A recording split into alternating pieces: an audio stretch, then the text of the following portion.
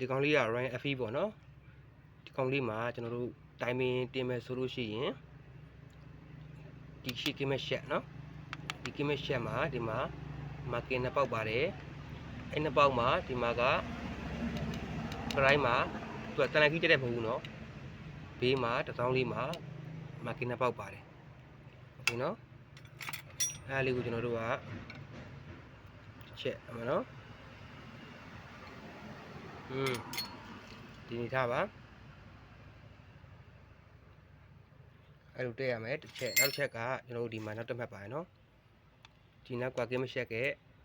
အမှတ်နဲ့ရှိရကင်းမရှက်ကအမှတ်ကဒီလိုဝင်ရမှာနော်တီးပြီးသားသူတွေကတော့အရင်ပါပြီမဲ့အခုမှစလေးလာနေတဲ့ဝက်ဆော့ဆရာကြီးတွေကတော့ဒါကအမှုအမှတ်မဖြစ်သွားရင်အဆင်ပြေဘူးပေါ့နော်အဲဒါကြောင့်မို့လို့ဒါလေးကိုမျှဝေပေးခြင်းဖြစ်ပါတယ်ပြီးတော့ကျွန်တော်တခုပြောချင်တာက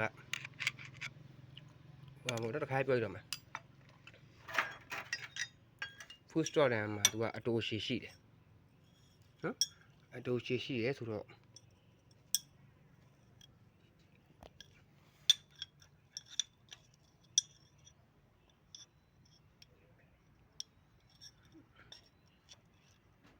အတိုးရှည်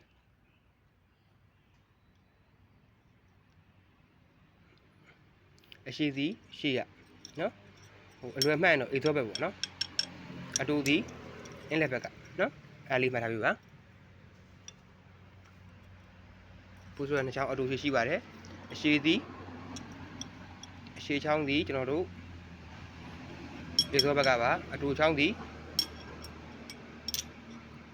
အင်းလက်ဘက်ကပါအားလုံးကျေးဇူးတင်ပါတယ်ပြီးမှကျန်တဲ့အပိုင်းလေးတွေကိုဆက်ပြီးတော့တင်ပြပေးပါမယ်နော်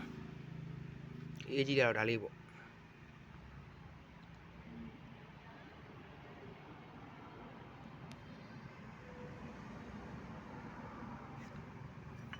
သူဆက်ရပါမယ်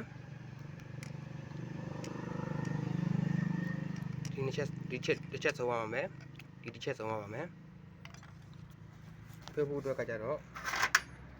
ဒီမှာဒါလေးကိုဖြုတ်ရမယ်နော်ဒီနေ့တရားတော့ဖြုတ်ရသေးလို့မပြတော့ဘူးနော်အဖြုတ်ရမယ်တက်ပက်ကဒီမှာပါဒါကဟိုက်ဒရိုလေးတိုက်ပက်လို့